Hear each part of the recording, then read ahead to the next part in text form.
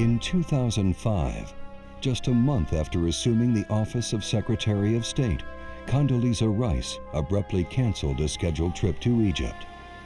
The reason? To protest the jailing of the country's leading liberal opposition leader. This very public rebuke of a country that the U.S. has showered with billions in annual aid for the past 30 years is representative of a complicated, yet critical, relationship. A central feature of that relationship since Camp David, since the Treaty of Peace between Egypt and Israel in March 1979, has been economic and military assistance. Egypt has also benefited tremendously from being guaranteed peace. So their economic progress has been good, their relationship with the United States has been stable, and although the peace between Egypt and Israel is kind of a cool peace, obviously everybody agrees it is better than war. For decades, U.S. presidents have poured American tax dollars into the Middle East in their efforts to bring about peace. Throughout this process, no Arab country has been more critical than Egypt. It's the anchor of peace between Israel and the Arab world. It is an anchor in the relationship with the U.S. in terms of American foreign policy. It's vitally important to the United States that Egypt succeed as a rock of stability in the region, a force for peace in the region, and yet at the same time that it goes beyond stability and lets loose the dynamism of its people, that it opens up, and that it shows the way for other states to reform politically and culturally even. So our aid has been important and has contributed. But 30 years after the signing of the U.S.-brokered Camp David peace accords, much has changed. America is pushing democracy in the Arab world. We have to encourage democracy, but also if we're going to do that, we have to understand that it's not going to be in our likeness. How will a new U.S. administration under President Obama relate with Egypt today? And what is the future of Egypt itself? A country in the midst of social, economic, and political transition. From Pharaohs to Facebook, Egypt today. Coming up next on Great Decisions. In a democracy, agreement is not essential, but participation is. Join us as we discuss today's most critical global issues. Join us for Great Decisions. Great Decisions is produced by the Foreign Policy Association, inspiring Americans to learn more about the world. Funding for Great Decisions is provided by the Star Foundation and Orascom Telecom. Great Decisions traveled to Cairo to see firsthand where U.S.-Egypt relations stand today. One thing is certain. Despite disagreements, Egypt remains a critical U.S. ally in the Arab world. Ahmet Abul Gheit is Egypt's foreign minister. It is a proper relationship because America looks at Egypt as an important friend, a strategic player in that region. This has been true since the Camp David peace accords. In 1978, President Jimmy Carter helped convince President Anwar Sadat to make Egypt the first Arab country to officially recognize Israel. After a high-pressure summit at Jimmy Carter's Camp David retreat, Premier Begin and President Sadat promised to sign a formal peace treaty within 3 months. I'm so proud of both of you. God bless you. Following years of bloody conflict, hostilities between Egypt and Israel ceased. It was hoped the treaty would serve as a model for the region. Not a single word of that treaty has been violated in the last 30 years or so.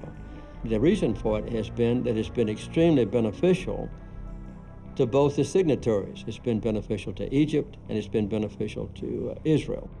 But it wasn't just goodwill that got the deal done. There was cash involved. Billions in aid every year to both countries. For the last 30 years, if you look at it, we provided about $58 billion in military and economic assistance to Egypt. As part of the Camp David Accords, Egypt took on a leading role in brokering peace between the Israelis and Palestinians. More than 30 years later, however, that conflict is far from resolved. Arab League Secretary-General Amre Moussa was at Camp David. At that time, we hoped that things will develop in a comprehensive way in order to achieve peace, especially on the Palestinian track. But as you see, things have become very complicated. Egypt's role as a peace broker over the years has evolved. As one of the few Arab countries that can speak to both Israel and its adversaries, its position is unique. Saudi Arabia does not talk to the Israeli. Jordan doesn't have the same leverage that Egypt has with Israel, nor with the United States. Egypt is helping to mediate the ongoing dispute between rival Palestinian factions Hamas and Fatah. Egypt is the most important Arab country. It's on our borders, and we live on their borders. And our interests is as their interests as well. The border between Egypt and Gaza has been a flashpoint. In 2008, Gazans, frustrated by Israeli blockades on food and fuel, breached the border with Egypt, a wake-up call for Egyptian leaders. The Gaza issue is potentially huge for Egypt. If the prospects of a Palestinian state collapse, and Gaza is closed by the Israelis, only one outlet to the world for the Gazans, and that is Egypt. Many Egyptian officials agree that any progress on the Israeli-Palestinian front is limited without greater U.S. engagement. We want to see an American administration committed to help in bringing peace in this region. Without settling the Palestinian problem as soon as possible, this region will continue tormenting all of us. And it's not just its neighbors. Egypt's sheer size exposes it to nearly every major flare-up in the region. We are the only country with 80 million population, so we are the big winners in case of peace. We are the big losers in terms of when there is a war.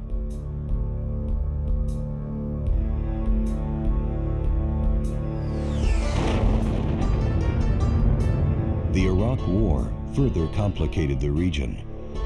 The American Marines rolled into the deserted streets of an Iraqi capital that will never be the same again.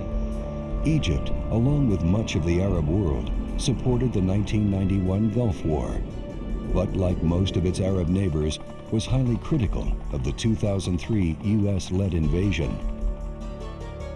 Nabil Fahmy was the Egyptian ambassador to the United States at the time. We were against Saddam Hussein, as you were, but we urged you to get a Security Council resolution before you went in, because that's the only justification for military action, and we differed on that. Despite disagreement, as a strong ally, Egypt supported American diplomatic efforts in Iraq. But its support had a price. In 2005, Cairo's ambassador in Baghdad was kidnapped and murdered. It wasn't until 2008 that Egypt reopened its embassy in Baghdad, leading the way for other Arab countries to do so. Now, as things in Iraq are quietening and things are improving the quality of life and the security arrangements, we have decided to re-establish our presence. As the U.S. pushes for greater political progress in Iraq, Egypt sees itself with a distinct diplomatic role. We have an excellent relationship with all parties in Iraq, with the Kurds, with the Shia, with the Sunnis, and I think they value Egyptian opinion. Although the U.S. and Egypt cooperate on a number of fronts, strategic relations have suffered in recent years. The U.S.-led war on terror and the occupation of Iraq are points of concern for many Egyptians. The war against terrorism has been a very difficult situation because we support the war against terrorism, although we would do some things a bit differently. Many problems, including Iraq, have really poisoned that relations. The new president will realize that some of the mistakes of the Bush administration is its neglect of the Middle East. You know, the lesson that unless you come after the Middle East will come after you, and you will pay for it dearly.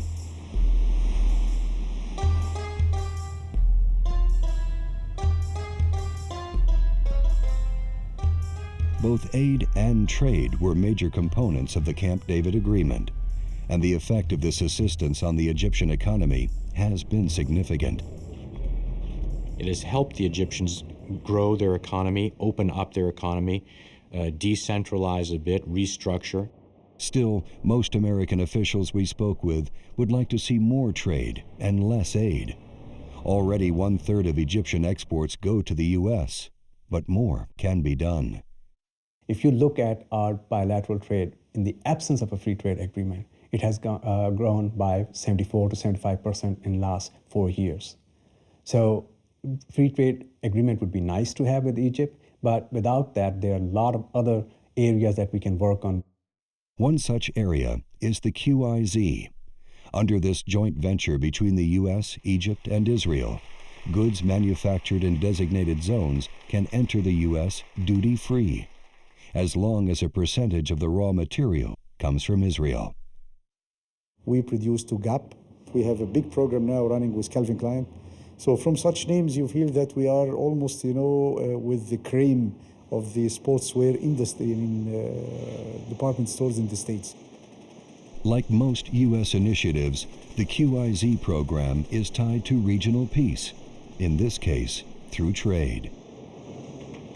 The concept there is that if you promote regional economic cooperation, that will help promote regional peace process. Many in the U.S. hope that Egypt's peace pact with Israel and its economic opening to the West might usher in an era of moderation and democracy in the Middle East. These hopes were dealt a severe blow in 1981 with the assassination of Egyptian President Anwar Sadat by Islamic extremists, creating a state of emergency that still exists today. Egypt has been under strict emergency law for more than 25 years, allowing the Mubarak government unlimited powers of arrest and detention. For nearly 28 years, Egypt has been run by President Hosni Mubarak, the country's longest-serving president. Until recently, he was elected by referendum, never opposed, frustrating the democratic hopes of some Egyptians. There are no free and fair elections. The emergency laws in Egypt have been in place since 1981. The guy has been in power for 28 years. You wonder how much more time does he need? Egypt is a democratizing country, and Egypt is doing it in its own, it's struggling with itself, struggling with its political culture that was central for thousands of years. So there is a complex process here, and you can do it just by a kind of a doctor's prescription made by some brilliant guys in the State Department or other places. In 2005, Mubarak allowed a constitutional amendment that would permit presidential challengers. He won again in a landslide. But there were reports of mass vote rigging, and Ayman Noor, one of the president's liberal opponents, was arrested and detained, drawing the ire of Secretary Rice. The Egyptian government must fulfill the promise it has made to its people and to the entire world by giving its citizens the freedom to choose. The United States, which had called for democratization in Egypt and which had famously said, for 60 years the U.S. policy had been to shore up these dictatorships in the Middle East for our security and for our economic well-being. Well, no more. We are now going to be fighting for democracy and freedom in that part of the world. It's an objective that many American officials and human rights activists see as critical today. I was with President Mubarak and his prime minister in April, and I very strongly urged them to refrain from the persecution and the imprisonment of any viable political opponents that might arise on the horizon that would challenge Mubarak or his designated successor, who might be his son. This is not a new issue, but the discussion has always been private, serious, and with the realization that these things are going to take time, and they will have to develop into an Egyptian model. But democracy promotion in the region has always been a tricky business. Many Egyptians saw the very public rebuke by Rice as tied to wider U.S. objectives in Iraq. Part of the difference is dealing with the issue of democratization, which came later as a reason for American invasion of Iraq and the administration of George Bush. And U.S. actions in the war on terror undermined its credibility on issues of human rights. I was in Egypt a couple of years ago, and I initially met with the U.S. ambassador there, and I said, are you still able to protest Egypt's pervasive torture and its pervasive detention of suspects without trial? And he had to admit sort of sheepishly, no, he couldn't possibly do that anymore. He has no credibility when the U.S. does the same thing back home.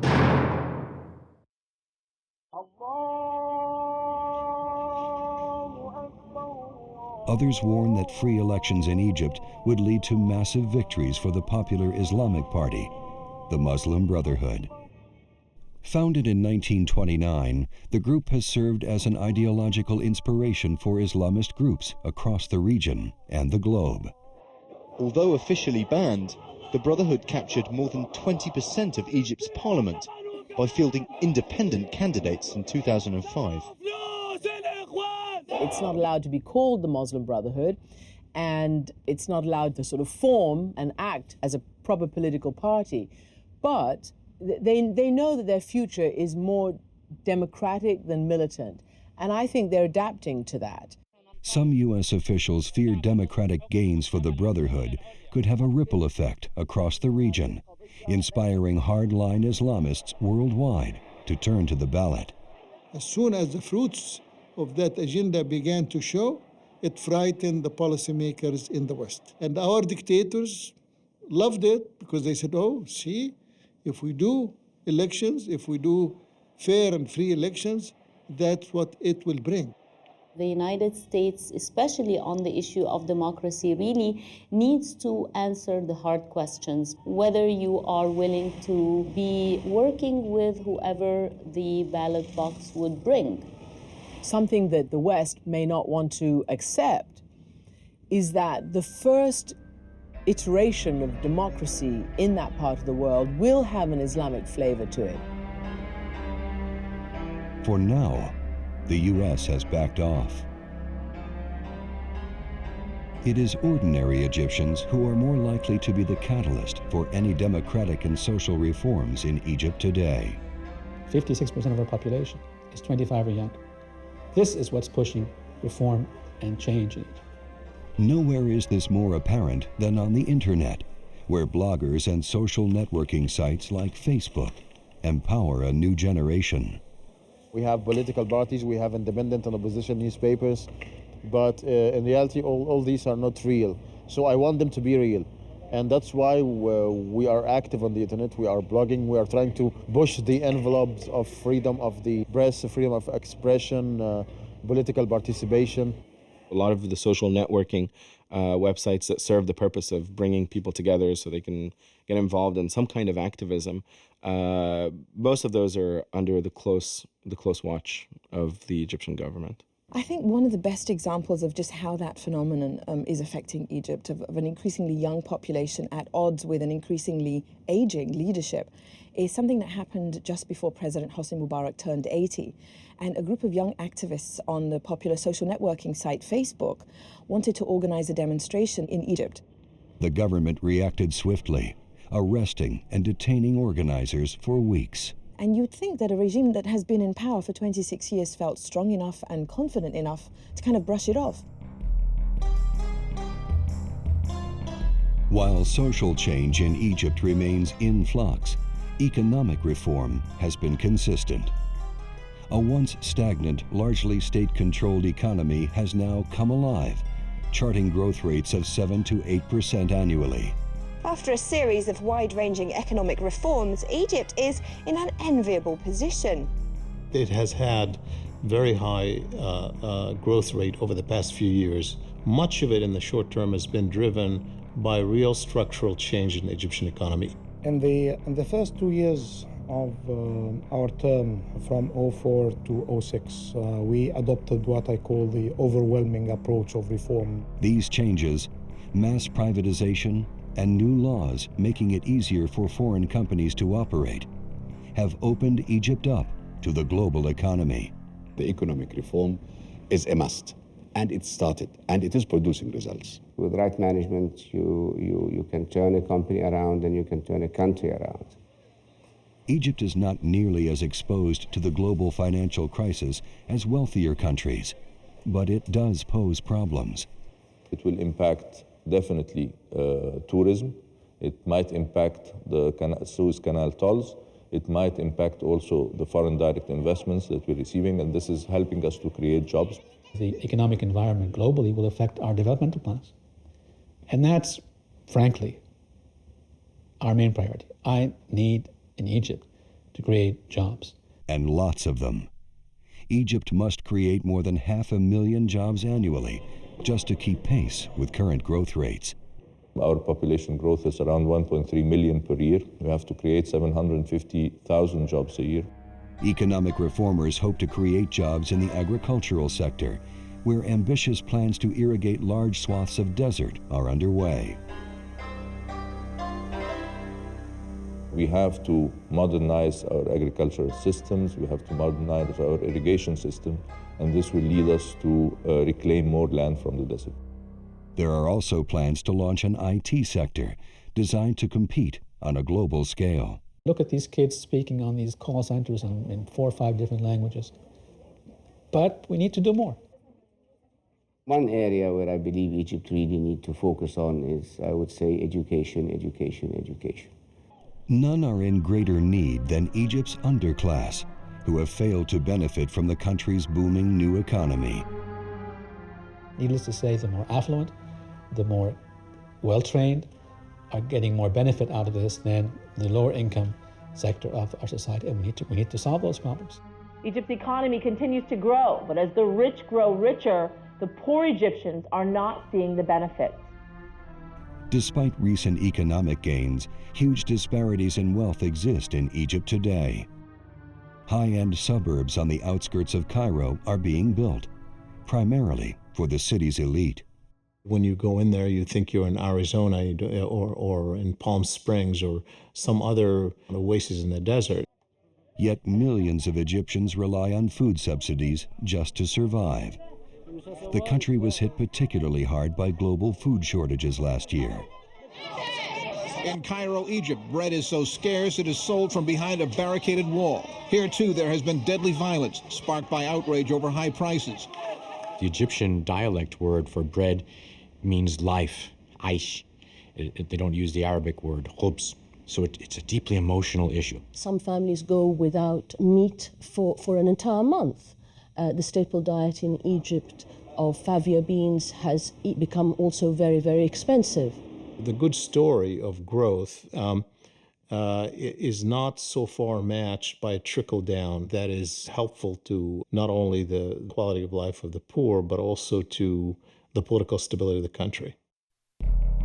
As Egypt continues in this state of transition, refining its social, economic, and political values, it builds on thousands of years of tradition, always with an eye to the future.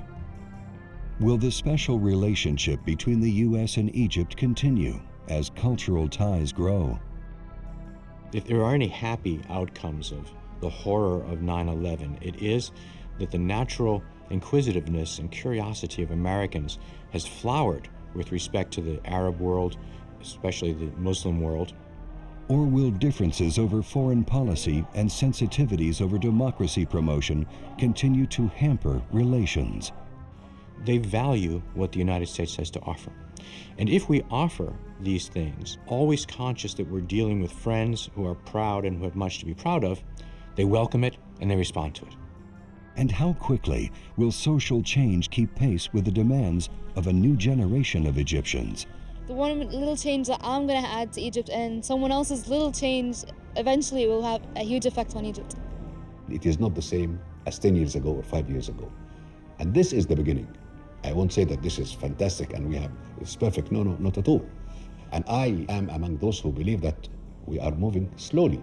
We have to have a quicker pace. We need to push change and reform robustly.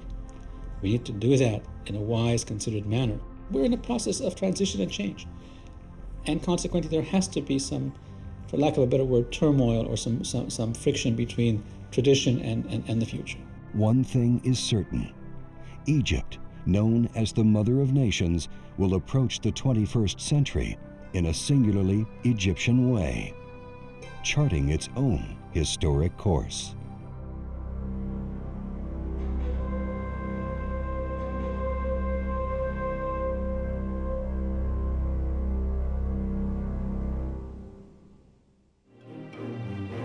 To learn more about topics discussed on Great Decisions, visit our website at www.greatdecisions.tv.